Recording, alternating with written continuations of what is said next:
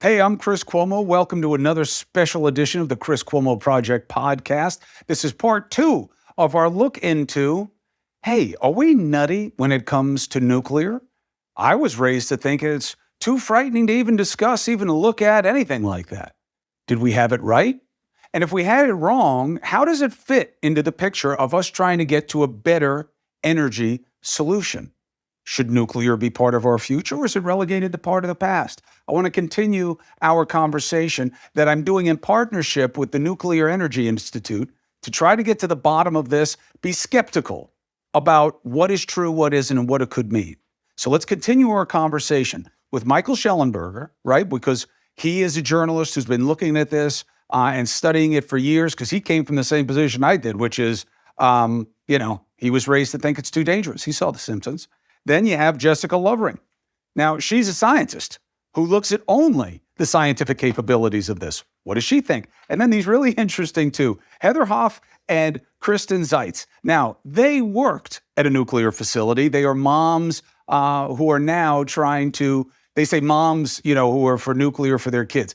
They're just playing around with that. But what's really interesting about what they're doing is they're trying to make a difference for the next generation. So let's have the discussion.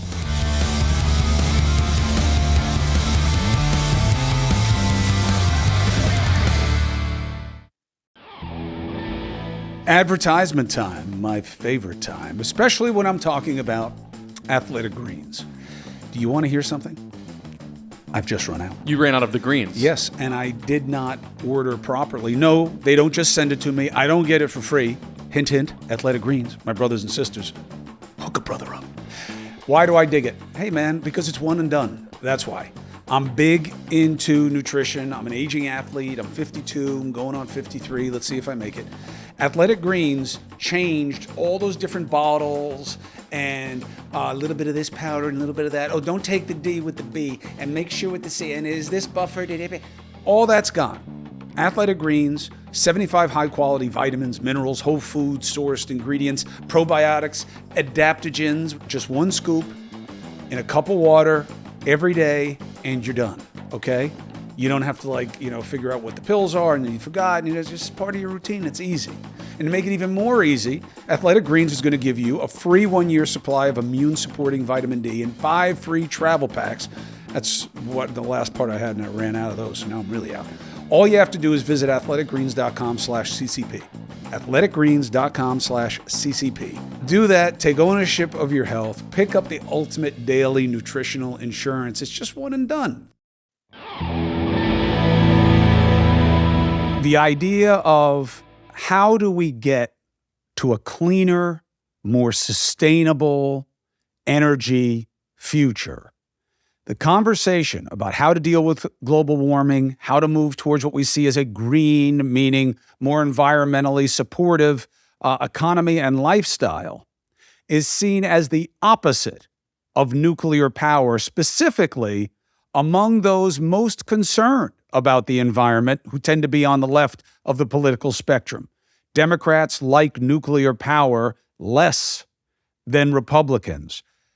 Is nuclear power anathema to green energy solutions? No, I mean, nuclear is the most sustainable form of energy. It has the smallest environmental footprint by far.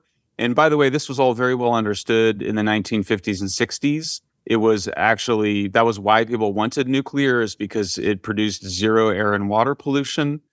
This was not a controversial view at all. It was widely understood. People did know that there would be radiation to deal with, but they also understood that it was something that could be managed, and there was really no comparison to the amount of pollution that fossil fuels produced.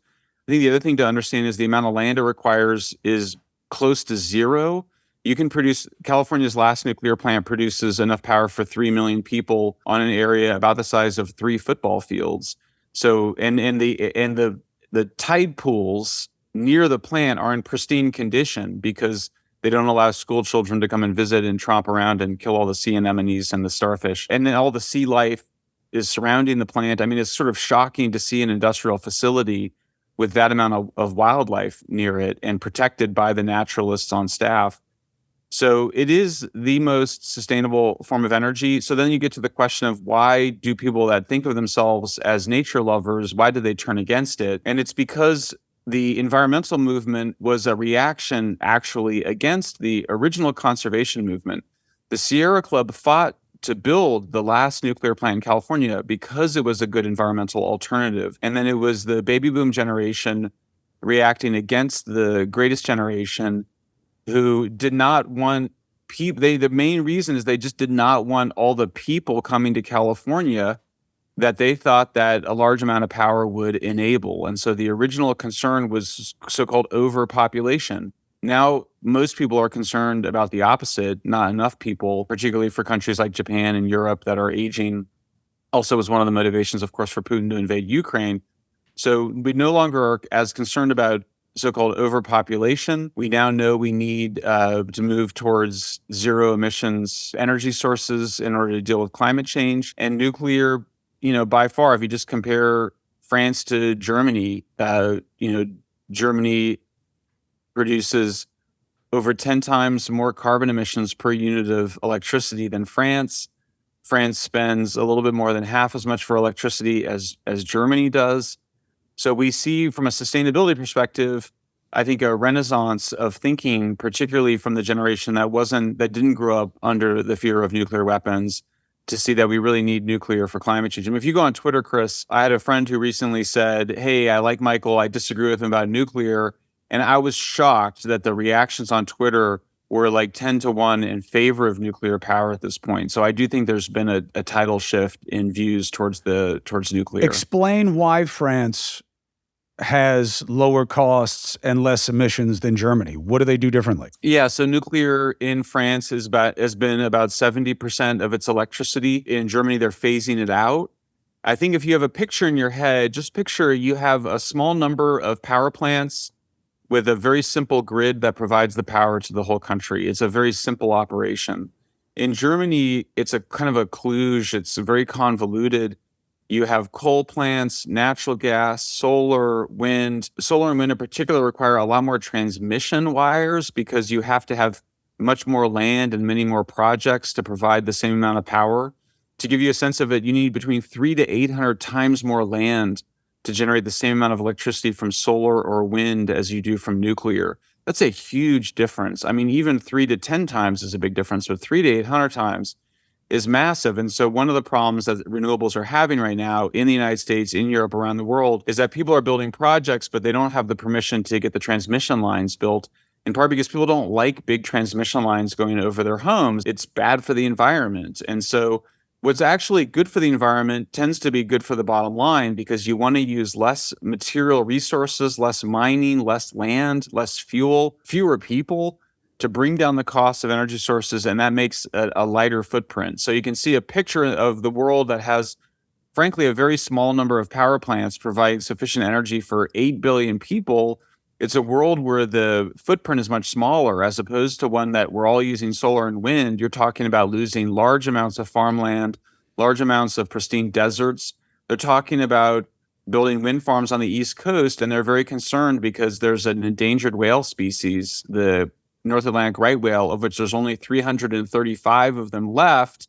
And any single whale that's killed by building these wind turbines or operating the wind turbines could mean the end of the species. And so you want to reduce humankind's footprint, and that means that you're going to move towards, again, more energy-dense sources like ones like nuclear. You say that not only is nuclear not the opposite of achieving zero emission goals and fighting global warming, you say you can't fight global warming the way we want to without nuclear. How so? Well, you can just look at here in California. It's a good example. We can look at California and New York, where every time a nuclear plant shuts down, like it did in New York, it's replaced 100% by carbon emitting sources. And so we just saw they shut down Indian Point in New York.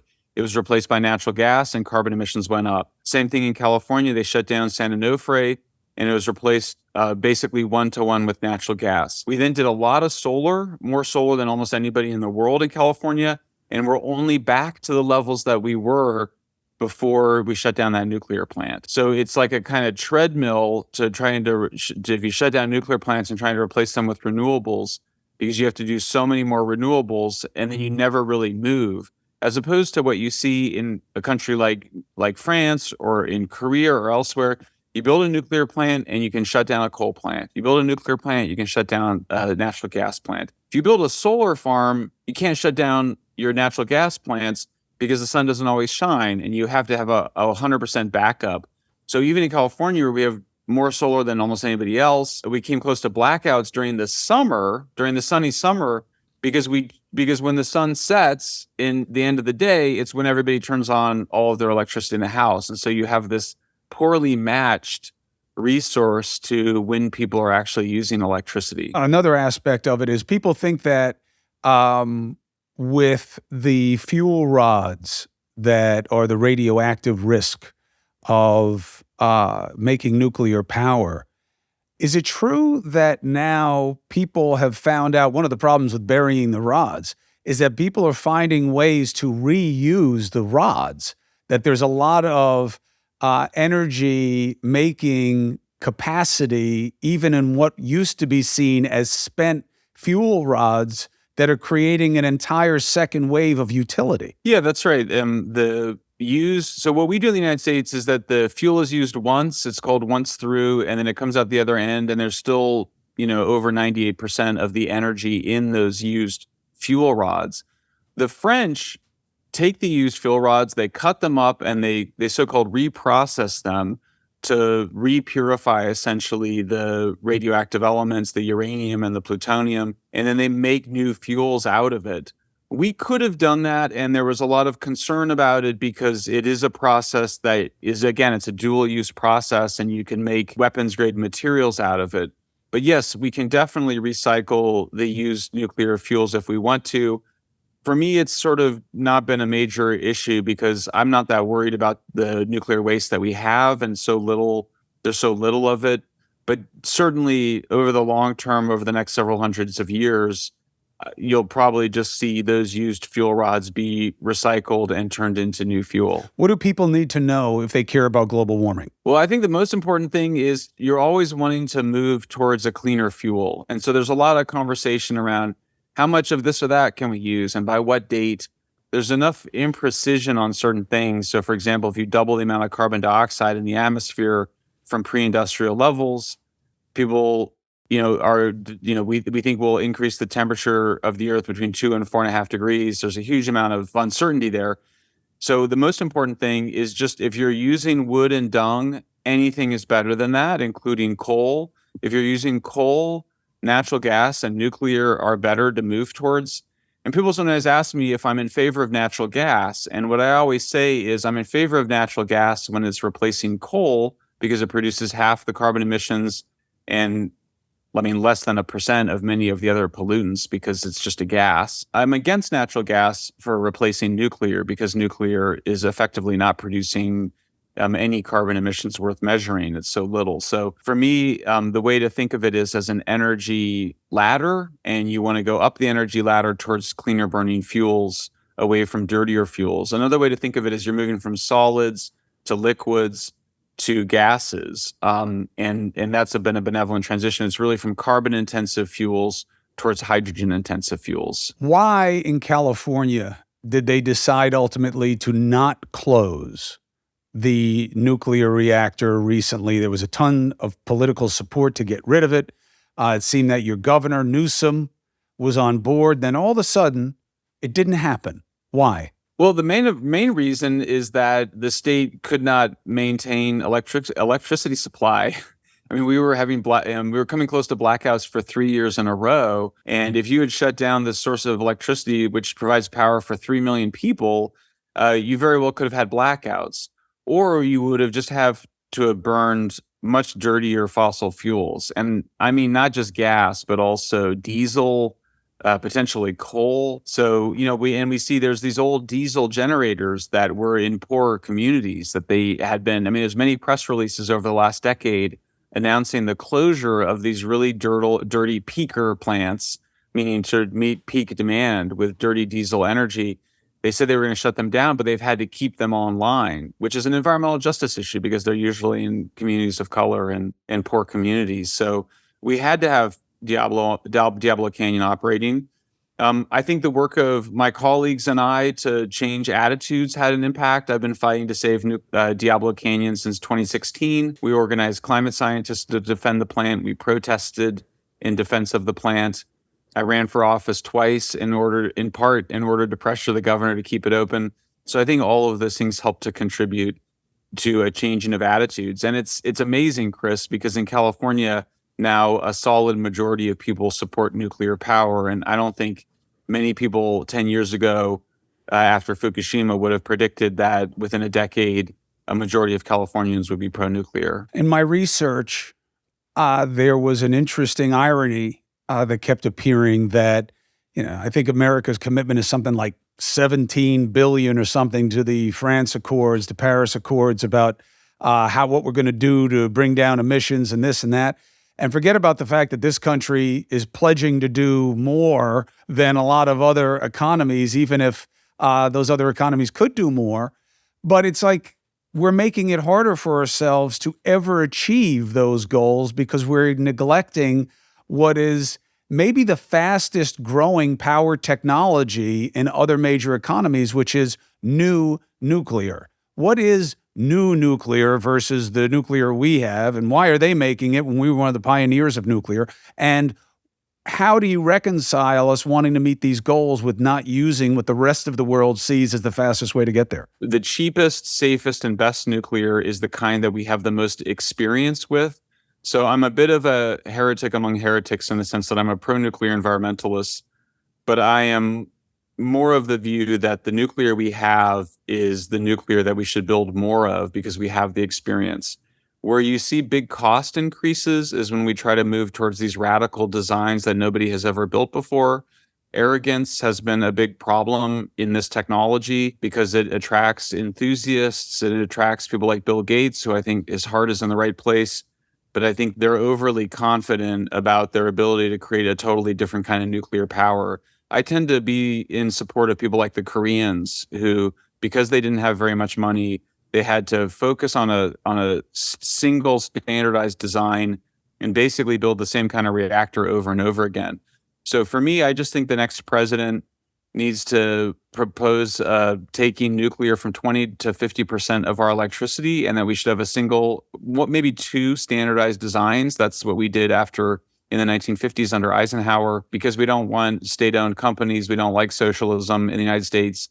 You would just have two what we call national champions. In the United States, it was Westinghouse and General Electric that would basically offer two standardized nuclear power plants that utilities could build and have some sort of federal loan guarantees or something to reduce the cost of money, basically. Since it's a long-term investment, it's guaranteed to be a good return to ratepayers. And so taxpayers have some benefit in just making the cost of capital a little bit lower. Two more things. One, how fast is the rest of the world running away from us in terms of their maximizing the value of nuclear? The big threat has been the Russians and the Chinese, and I was more worried about that before Russia invaded Ukraine. I think Russia's going to have a hard time selling its reactors abroad, although even as I say that, I'm not so sure because, but I think the point is that Russia and China have made big government investments to support the technology, whereas the United States did not do that. So we saw Saudi Arabia go with the Chinese in nuclear building. I'm not a huge fan of the Saudis, but nonetheless, it's a major U.S. ally. We should have been building those nuclear plants. Similarly, Asia and Africa are places that the Russians and the Chinese are seeking to build nuclear plants in. We should be doing that. There is a strategic issue here, which is that it is always a dual-use technology. You train nuclear engineers. There's always the risk of it turning into a weapons program. And so for that reason, what you want, and this is what the great insight after World War II, is that you want the United States to be involved because you want to be involved. And also nuclear is actually a great way to just build relationships between countries, between scientists, between engineers, at a security level, at an industrial level.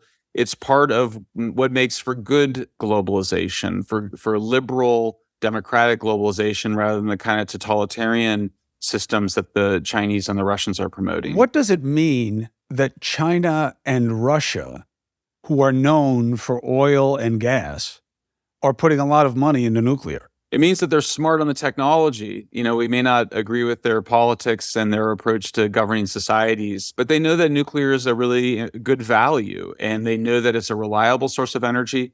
We're still in a terrible energy crisis where Europe doesn't have enough natural gas. And as a result, we had the biggest year of coal ever last year. We were supposed to be moving away from coal towards gas, but we didn't have sufficient gas, in part because of the Russian invasion of Ukraine. And so nuclear, meanwhile, has been chugging away. It's been a reliable source of electricity around the world. You can store a lot of nuclear fuel on site. You can have it available. So it just ends up being a really reliable and secure source of energy in a time of significant volatility. Also, you had a lot of the Europeans buying on fear because they thought they weren't going to be able to get it. And that obviously spiked demand for them to fill all of their capacities, which because of a relatively mild winter to this point, they have plenty of fuel right now because they bought in advance thinking that the downturn in supply and the upturn in need because of the winter would be more of a factor than it has been to point, but we'll see what happens going forward. Last one. So for all the people who are buying EVs as being part of the solution, I was doing my homework and I kept bumping into this thing of, hey man, if you want to be part of the solution, getting an EV right now isn't as helpful as you think because it's about how the electricity is getting made. You're buying an EV, but you're just putting more strain on a system that's using dirty technologies to create enough electricity and put it into a grid that can't handle it, that we won't put the infrastructure money into it. If you want to be part of the solution, focus on what's making the power, not what's using the power, which would be your EV. How do you understand that? Yeah, this is a huge issue. In California, for example, they announced a ban on gasoline-powered vehicles, and then 5 days later said, please don't charge your electric vehicles because we're at risk of blackouts. So you're going to see an increase of demand from electricity by somewhere around 50% if you were to move to 100% electric vehicles. So whether you're using electric vehicles or fuel cells, you're going to need a much larger power sector. All the more reason to have nuclear, and all the more reason to do some good planning, because I think there's a lot of hand waving saying, oh, well, the technology will kind of solve itself. But no, you're potentially running the risk of over-reliance on electricity and losing that diversity that we know is so important for reliability. Where do you think we are 1 year, 3 years, 5 years from today when it comes to nuclear power? Well, I think the trends are really positive. And I think that the big event is just changing hearts and minds and reaching people. And that's happening. And it was happening generationally, just because people are, the kids today are more worried about climate change than they are about nuclear war. I think it's also, as Fukushima recedes into the distance, as we get better technologies, I think it's really positive. I think that the nuclear industry often undermines itself by over-promising on particularly new whiz-bang technologies rather than going what's tried and true. But there is now a grassroots pro-nuclear movement around the world that I think is offering a really salutary role in making the case for nuclear power. You got the doomsday clock just set by those scientists that measure it, put just 10 seconds or something from midnight, which is doomsday. So the nuclear fears haven't disappeared when it comes to weaponry, but the urgency of getting to a greener, better economy is certainly equal in its intensity. And it'll be interesting to see which messaging wins out, and we'll be watching and we'll be talking about it. Thank you very much, Shellenberger. Appreciate you, brother. Great to be with you, Chris. Appreciate you. Green and nuclear seem as though they are opposites when it comes to environmental science of energy. What is the reality about nuclear when it comes to going green?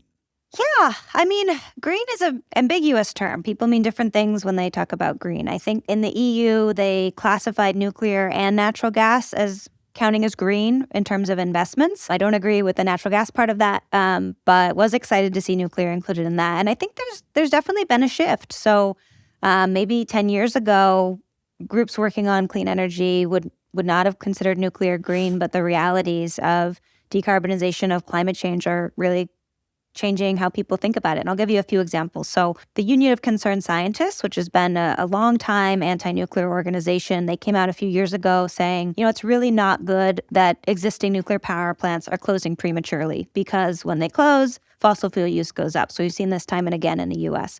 And that was a big deal for them to make that shift. In California, where I live, Governor Gavin Newsom has changed his position on nuclear. We had a power plant, Diablo Canyon, that's supposed to close down, but just got a lifetime extension.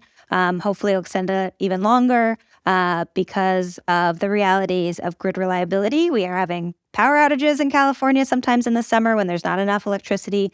And also we have a 100% clean electricity target. It's going to be very difficult to meet even if we keep Diablo Canyon running. And then in Europe, with the shutoff of natural gas pipelines from Russia, they're having huge power crunches and also just rising prices because they don't have enough electricity and they, built out a lot of natural gas capacity. So whether you consider, ideologically, if nuclear is green, it's definitely low emissions. It definitely doesn't have that water pollution. And so it's starting to get another look in terms of how it's incentivized, because that's really the big reason that we haven't heard much about nuclear, in the past 20 years is it hasn't had those financial incentives the way that renewables have, for better or for worse. And so that's starting to shift in Europe and the U.S. In terms of federal incentives for clean energy. And so as far as the current Biden-Harris administration is concerned, nuclear is green, nuclear is clean energy, and they've shown that through legislation. But they're not building any either. The U.S.? Like the Biden-Harris administration, they haven't come out loud and proud about how they're promoting nuclear energy. They have at different times. I mean, there's a lot for nuclear in the Inflation Reduction Act and the bipartisan infrastructure deal. Biden's been very supportive of nuclear, even from his campaign. That was a big compromise between Biden and Bernie Sanders, and their unity task force was support for nuclear, which is also a big shift from Bernie Sanders, who's been a long time anti-nuclear. And why do you think Bernie was off about how he felt about nuclear? You think he just tied it to weapons? Not only tied it to weapons, but also tied it to traditional utilities, sort of big, corporate entities, whereas, Vermont and people who live in those sorts of places are focused on, smaller scale, distributed energy. That's sort of, it's like log cabins and solar panels. That's how they feel. It's not, they're not comparing the stats or the numbers on emissions and cost. They just like the feel of renewables. And I think that's true for a lot of people. Stigma versus science. That's what gets you. It's not even stigma. It's just aesthetically, people like that small scale energy. And that's something that might shift as newer nuclear technologies are becoming much smaller and modular. You might not have, your own nuclear reactor, but your, small town of 10,000 people might have a small modular reactor. And that, might feel better for people. They can understand it. They can go and touch it. They have, more control and ownership over it. The idea that if we want to go green, if we want to hit our emissions targets, if we want to bring down carbon in the environment, in the atmosphere, the way we protest that we do, nuclear has to be part of the solution. Is that true? Yes, 100%. You can technically do 100% zero carbon power grid without nuclear. I mean, some people will contest that. You can do it. It's just going to be crazy expensive, and it's going to take a ton of land because wind and solar are quite land intensive for the amount of energy produced, and you have to build a bunch of storage. And right now, we just don't have the technology to do that level of storage by, many orders of magnitude. We have very little energy storage. Even if you're doing pumped hydro, even if you're doing big grid scale batteries, we're so far off, and you have to overbuild. So if you need, 5 gigawatts of power in your city in the middle of the summer, you have to build, 25, 30 gigawatts. So you have to have a lot more infrastructure. You have to build a lot more transmission lines, a lot more. And that's really hard to cite in today's political climate. Nobody wants transmission lines going through their yard. You think people don't want to live next to nuclear power plants. Nobody wants a transmission line running through their yard. So That's really difficult. And I think that's something that we're just starting to talk about more is this huge build out of renewables, which, we need for decarbonization, really relies on a huge build out of new transmission infrastructure. And we're not sure how we're going to do that. So there is an irony at play here that at the same time that we are ramping up in our political rhetoric, got to go green, especially on the left, it's become a great cudgel on the right that, man, this is crazy. They want us to ban gas engines. We're not even close to ready to have an all EVs. But at the same time that the left is getting more and more aggressive with its green rhetoric, it's been fighting to close down nuclear plants all over the place. And, at the worst and at the best, they're not singing about nuclear as part of the solution. So it's like one of their best options to get where they want to go, they're against. Do I have it right? Yes, traditionally, although I will say again, things are changing. So for example, with the Green New Deal, framework for aggressive action on climate change, Representative Alexandria Ocasio-Cortez, big lefty, she said that it was open to including nuclear. The Inflation Reduction Act, you can argue, is somewhat a Green New Deal, just with a different name. And it has a ton of supports for new nuclear, existing nuclear, and it got the votes it needed to pass, including from the more progressive and most progressive members in the House. So I think give them credit for being pragmatic. The goal is reduce emissions. The goal isn't, build my favorite source of energy. And so whatever you can do to bring emissions down as fast as possible. And I think we've seen a lot of pragmatism from the left. And then to further that point, I mean, something that people maybe don't think about is that nuclear is really bipartisan in the Senate and in the House. There's been a lot of bills in the last years in support of nuclear that have got crazy, 80 votes in the Senate. You never see that for anything, even for, renaming a post office. And so I think that's something that we need to capitalize on. As you said, this debate over, gas cars or gas stoves, as we saw last week, lot of polarization between Republicans and Democrats. But on nuclear, there's a lot of agreement. And I think we're going to see more of that going forward. And that's something, for who knows why, but Republicans really like nuclear power. And it's low carbon, so I'd say we just go with it. I don't see as much sunshine in the present or in the future as you do. The right is less antagonistic towards nuclear power than the left because they don't want to agree with the left. And there's a difference between what you vote for about infrastructure and what's going to bring jobs and bring money into your constituency as opposed to what you want to stand up and fight for as a policy. And the left is highly antagonistic to nuclear traditionally. Even AOC saying she's open, that's an ambivalence that she almost never has about anything. Strong and wrong is like part of her license plate. On certain things she knows that she's right and she likes it. Other things she knows that she's right and she's wrong and she still likes it. But I digress. You don't see people jumping up and down for nuclear the way they do on the left for wind and solar. That's why they get the money, those industries. Those industries have played the game better and they don't have the stink on them that nuclear power does. And on the right, they are so tied to coal and fossil fuels, and they are kind of having to double down on that to combat the left because in a binary system, it's zero sum, right? So they need for the left to lose, and that means they must be in favor of what the left doesn't like. That bleeds into nuclear a little bit also. It's kind of the enemy of your enemy, winds up being your friend. So that's the politics of it. I don't see as much sunshine because I see it as more tactical than I do strategic. That it works for them. But you could be right, and I'd rather you be right because I'd like to have better solutions. Let's go with you. 1 year, 3 years, 5 years. What do you think is a potential trajectory of change with respect to the United States and nuclear power? Yeah, so we are actually seeing projects move forward. There's this big traditional nuclear power plant that's about to come online in Georgia. The electoral politics of Georgia are shifting, but I still think we would consider it a quite conservative area in terms of, congressional representation at least. So that's a huge project, over 2 gigawatts coming online this year. But in terms of new nuclear projects, they are actually, there is a lot of interest from Republican-controlled states. One of the big projects that's moving forward is in Wyoming. And it's being built at a coal plant that's retiring or has retired.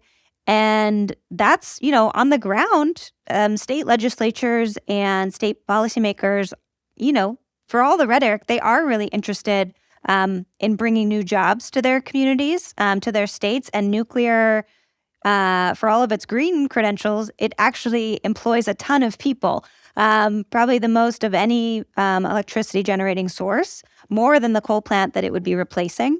And it's highly unionized, which the left does like. And so there are other reasons that Republicans would support nuclear, not just to own the libs. And you are seeing this play out at the state level. Coal power plants have been closing rapidly over the last decade, mostly because competition with cheap natural gas is difficult. State-level policymakers know this. They, for all the rhetoric around saving coal during the Trump administration, these plants are closing, these mines are closing, and it's for economic reasons. It's for free market reasons. So there's a lot of interest in how to help these communities, how to diversify their economies, how to bring new jobs in. And that's why there's so much interest, from our organization, Good Energy Collective, but of course from the Biden-Harris administration in coal to nuclear repowering. That's something where the actual power plants are quite similar. The workforce can be retrained quite easily. Operating a coal power plant or nuclear power plant, it's actually not as different as you might think. It's just boiling water at the end of the day. So there is genuine interest. Wyoming state legislature has passed several pieces of legislation to help support and accelerate the transition to new nuclear. So it's not just, rhetoric. There's a lot happening on the ground. There's maybe 6 or 7 projects moving forward in the U.S. and at first commercial demonstrations of new nuclear technologies, really cool designs. So I think in 1 year, we'll have a lot more commitments on new projects. Within 3 years, we'll have a lot more shovels in the ground, construction going, and in places that don't have a lot of experience with nuclear, Wyoming, West Virginia, Colorado, Alaska. So that's, I think, going to be really exciting. And then again, people sometimes complain with these new nuclear designs that, well, it's, we're not really going to see much happen before 2030. And that may be true, but we still need to decarbonize after 2030. We're still going to have, hopefully a lot more electric vehicles. We're going to need electricity, new electricity for those. So the power sector is still going to be growing. We're going to have a lot more carbon to get rid of by 2030. So there's a huge market, even if these technologies aren't sort of up and running until then. I think there's still a huge growth market. And then after 2030, there's still the rest of the world. There's still a lot of places burning a lot of coal, and they need options too. And for a lot of them, if they still have a lot of heavy industry, renewables just don't make a lot of sense because of those reliability issues.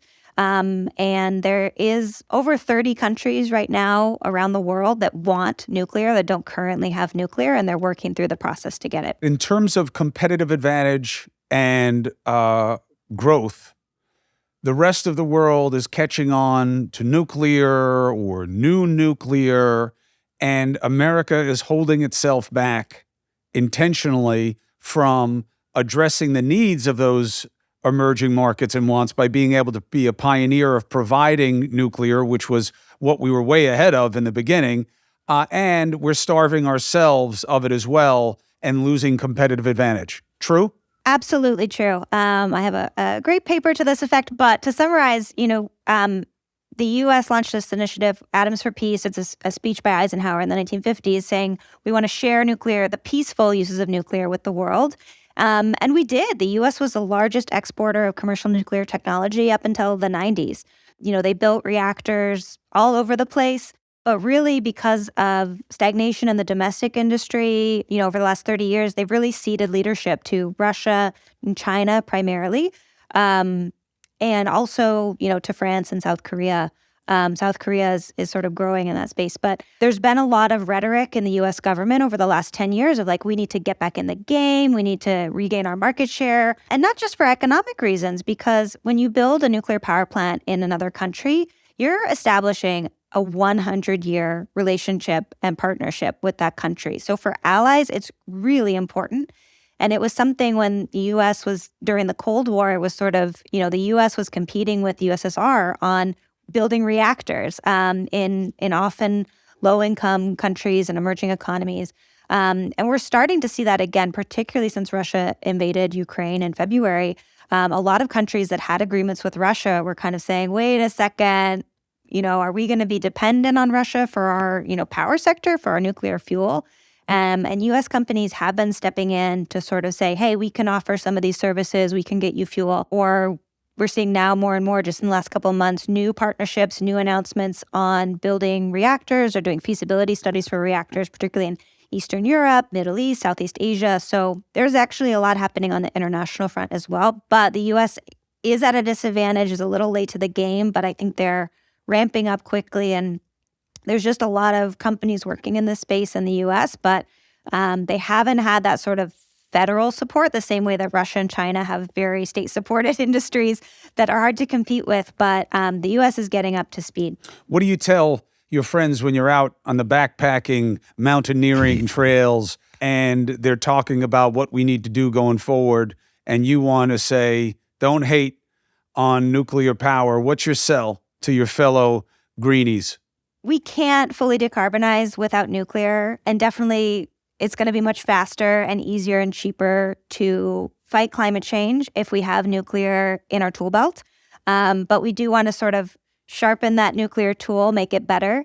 And so I think good policies can really help nuclear be a just and equitable energy technology. It's already, a clean and reliable electricity technology, but good policies can help us get it to be sort of, an even better option. And that's what I'm working on. What are the problems with it right now that have to be solved to get it where it needs to be? The main one is cost. Even though I've made the argument several points that it is affordable electricity once you get it built, it's so hard to finance this, particularly for small utilities, municipal utilities, publicly owned utilities. They don't have the, capital to finance such a large project. So it's not safety, it's money. Yeah, it's money. Okay. Doc, I appreciate you. Thank you so much. Thanks for having me. This has been great. No, listen, I'm happy to do it. I'm going to stay on it. You've got a friend or another friend in the media. As things come up that you think are interesting that are being ignored, plus minus, reach out to me. Let me know. Yeah, and if you ever have questions on something that comes up in the news related to nuclear, happy to talk. Appreciate it, Doc. Be well. So, Heather, what was a big bright light for me in this, because I was open-minded, first of all. And I think you kind of have that going for you. Cultural stigma aside, I definitely grew up thinking this is some scary stuff right now, and conflating weapons, same thing. That's a big bomb, that reactor thing, and it looks alien to begin with. It's just no good. But stigma aside, it's not an active battleground. Okay, we're not fighting nukes like when the no nuke shirt came out in the 80s, which was really just about the weapons and certainly bled over to the technology in general. We're past that. You're in a no zone right now. And what changed it for me was, how do we get to this no carbon thing? Like, how do we reach these goals that we just put all this money into in these Paris Accords? Like, how are we going to do this? A few of us got Teslas where I live, and like the electricians were saying, we're going to have brownouts over here if you guys are all charging at the same time. I was like, what? And I started to do some research, and I was like, I don't understand why people don't talk about nuclear power if they're all into going green, because it seems like you have to have it. So is that the link? Moms care about their kids, care about their future, and the future when it comes to energy can't be what we want it to be without nuclear. Is that a true proposition, Heather? Yes, definitely. And like I said, I kind of happened into nuclear, and I happened into my job at the power plant. And I think it's really important to be curious. I'm a curious person, so I asked a lot of questions, and I kind of changed my mind about nuclear. I learned a lot of what I had heard was, misinformation and just fear and people being scared and kind of spreading the wrong information. So I did that first. But what really motivated me to start Mothers for Nuclear is exactly what you're saying. Our energy situation. The more I learned about energy in California, the more I was like, this is ridiculous. We really need to change how we're thinking about things. And I think that's our biggest challenge right now, even though we've said we're going to continue to run Diablo Canyon. It's still a conversation about reliability and just having enough energy, period.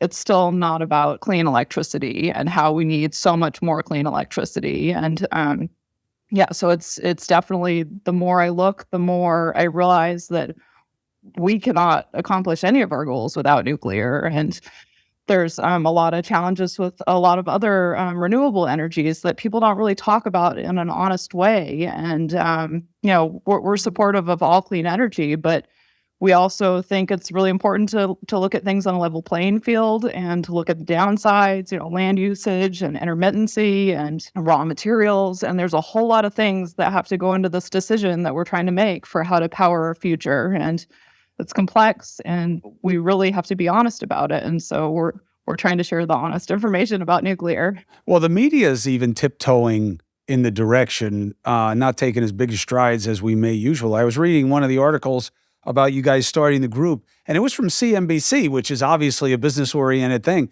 But even that article, there was a feel to it that I wasn't crazy about. That it was like, Heather Hoff worked in a Diablo Canyon controls room, and all of a sudden she became in favor of nuclear energy.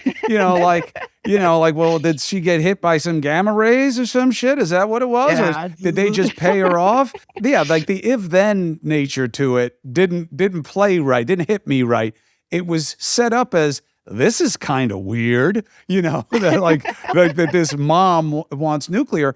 And I think even at Diablo Canyon, Kristin, that's because it plays as a must, not as a want. That Diablo Canyon is still open because it has to be, because you guys are so screwed up that you can't do the right thing, which is to close Diablo Canyon. And where do you see an avenue for advancement here in the conversation about how we go from where we are to where we want to be? This is such an interesting question, and something that Heather and I are thinking about constantly. And we've been thinking about it for 6 years since we started Mothers for Nuclear. It's the nuclear industry messaging for many years. Well, firstly, it's been no messaging, because no news is good news. So they're just going to fly under the radar and continue to provide reliable electricity without telling anyone about it. And then when they do tell people about it, when they talk about nuclear energy, they're just going to tell you how safe they are. You look at any nuclear plants messaging or nuclear industry messagings, we are safely providing electricity safely to you every day safely. They just can't stop. But what does the public hear in that? They hear, like, gosh, there must be something so dangerous going on there because they have to tell me how safe it is. It's not like you go on an airplane and they're like, welcome to the safest airline. We're going to safely fly you to Hawaii today. They're like, come fly the friendly skies, right? They're talking about the value of the service they're providing. And nuclear, we just don't talk about the value. And what is the value? People don't even know. People don't even know it's carbon free. Nuclear is carbon free. Go out on the street right now and take a survey of people, and I bet you that you'd be very surprised. People just don't realize that. So we need to talk about, well, what's it done for me lately? And what it's done for people lately is it's kept their energy prices down, right? It's avoided burning fossil fuels by having a reliable, clean source of electricity. It's providing jobs to a lot of small towns and people in small towns and boosting economies. It's saving land so we don't have to use all these beautiful natural spaces with electricity that only operates intermittently. Nuclear has a great value message, but the industry is still hiding it. And it's still hidden, politically. We don't talk about that. In California, that's not the number one thing you see in the headlines. And that's what we have to switch. We have to start talking about the value. Yeah. And the question is how you do that. Rule one, if you're explaining in a controversy, you're losing. Right. You got to remember that. So if you've got to say you're safe, your safety's in question. Yep. Two, Yeah. that you have a better chance of helping people understand data if it's ranked. For instance, instead of saying the value proposition with nuclear power is that our cost per unit is X. I don't know what that means. And I worked in finance, and I don't understand it. But if you were to say, what is the lowest unit of cost for mass production of electricity? Because, the renewables are going to be lower because even though they have costs, there's massive infrastructure cost initially with nuclear because it's a big plant and it's sophisticated. You rank them. I did this on Google. You have to look for nuclear to be included in the ranking. They do, obviously, the renewables, right? Especially that one because they kill it on that one. But if you do emissions, carbon, environmental fallout, cost over time, that's when you start to see nuclear pop up if you can find it. Because nobody ranks it because it's not part of the discussion, which has an upside and a downside. I mean, I guess where you guys have to start is with what do you care? Okay, you work at a place, you want to make sure that, the kids you had and the kids you may still want to have, aren't going to have two heads. All right, I get that. You were curious. But now why? Like, why do you care so much? You work there. I get it. You believe it's safe. You believe we should use it more. A lot of people believe that about where they work and what they do, Heather. They don't become advocates for the industry. We're not making very much progress on the things that I care about in terms of climate, and that everyone that I know that cares about the same things, I kind of expect them to have the same level of curiosity and to kind of investigate this nuclear thing. And I see so many people that should care about this, that want the same things as I do, and they're doing the exact opposite of what is going to actually accomplish what they care about. They're shutting down nuclear and it's getting replaced with fossil fuels. And they just don't quite have, the Google search skills. And maybe, like you said, it was hard to find the data, and it really is hard to find. So people don't know what happens when we shut down nuclear. And they don't know that a lot of our clean energy is a result of trading carbon credits, and it's like this paper shuffle thing. And it's there's a whole lot of stuff out there that seems so good, and if it seems so good, it probably is too good to be true, and it's not really working and not really doing the things that they want it to do or that they're expecting it to do. So yeah, I mean, Heather and I spent a lot of our lives from our childhoods trying to be great environmentalists. I was an obsessive recycler. Heather was like president of the recycling club at her college. We both can't walk by a trash can and see an aluminum can in it and just let it be. Like, I have to recycle it. It's compulsive. And we thought for a long time, just by being good stewards of what we had, using less and recycling, that's how I was taught I was going to save the world and make a difference. And then when I learned about what was going on with nuclear, both of us thought, oh my gosh, like, this is how we can really make a difference. Like, I'm going to make such a huge impact on the future, my kids' future, and for the environmental cause if I just could save one nuclear plant, right? Versus all the recycling that I've ever done in my full life. And so we decided, instead of being like anti-fossil fuels or anti-everything, I see so many anti-everything groups, we had to be for something. It seems like humans, we kind of bond together a little better if we're complaining or we're like together being against something, but that's depressing to me. We have solutions to problems. And so if someone's anti-climate change, like, where's that moving us? It's not moving us anywhere. I want to be for a solution. So that's why we're for Mothers for Nuclear. And it helps both of us feel like we're doing something positive for our future. What's the growth you've seen, Heather? Well, when we first started Mothers for Nuclear, it was pretty lonely. It felt pretty crazy. Yeah, our first couple of interviews, they would ask, we hear you started a group called Mothers for Nuclear, and we would begin to respond. And then they're like, wait, stop. Everyone in the office is laughing. Hold on just a minute. Like, what is this thing, Mothers for Nuclear? And it was a really small group of people. And we quickly made, 3 or 4 connections with other groups that were pro-nuclear. Since then, it's been a huge explosion of people like I said, being curious and, realizing that this is the key to our future. And we've seen huge growth in nuclear advocacy and people talking about it in different ways from different perspectives. And, we're the Mothers for Nuclear. We're trying to reach a certain audience of other mothers and women, but there's lots of other nuclear advocates out there that are like the nuclear bros, and they're really extreme and they want all nuclear all the time. And that's great. They reach their people. And then there's like Izzy, and she does social media and TikTok, and she reaches the young crowd because nuclear is cool. And we just think all the advocates are so important. And we're so excited to see it growing into a big community. Extreme cell. I know that nuclear has to be part of the discussion. How much, what form, where, what? Sure, you got to figure that out about everything. But we're hurting ourselves because we keep setting these goals and targets, and we're having fights about whether or not to ban combustion engines in the next 10 years or not.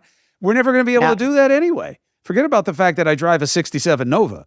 It's that we're never going to be able to meet any of these targets if we're not using all the tools available. And as you said, instead of being against no more gas engines, and then Wyoming says, oh yeah, no electric engines. What does that do for us? And I believe that you got to be looking for solutions. I love that you're doing it. I love that you're doing it with an eye on what matters most, which is our kids.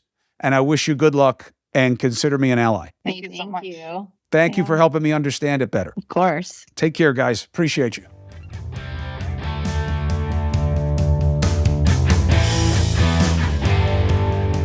All right. Thank you once again for being part of this experiment, this conversation and critical thinking about nuclear power and why it should figure as part of our solution in our transition from fossil fuels to cleaner burning energy to get to a better place of where everything is green, whatever that means ultimately. I think we're still figuring it out, and that's okay. You don't have to be positive about everything to be positive about your future. So subscribe, follow, give me comments about what worked for you about this and what did not. Appreciate my partner at the Nuclear Energy Institute. I hope we get to do more of this. As long as what I believe they're telling me checks out with my own research, I'm good to go because I want to have a conversation that benefits you by giving you more fuel, pun intended, for thought. I'll see you next time. Don't forget to subscribe at YouTube. It's free. And News Nation, check us out, 8 and 11 p.m. Eastern. It's for the independent-minded critical thinker. So nice, they play us twice.